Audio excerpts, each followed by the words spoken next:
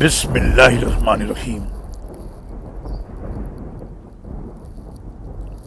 ابتداً لوگ ایک ہی امت تھے، پھر انہوں نے آپس میں اختلاف کیا، اور اگر آپ کے رب کی طرف سے ایک بات پہلے سے طے شدہ نہ ہوتی تو جس بات میں وہ اختلاف کر رہے تھے ان کے درمیان اس کا فیصلہ ہو چکا ہوتا۔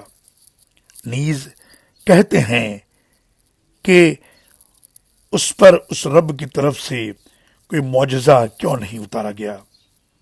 آپ ان سے کہیے، غیب کے امور تو اللہ کے اختیار میں ہیں، لہذا تم بھی انتظار کرو اور میں بھی تمہارے ساتھ انتظار کروں گا۔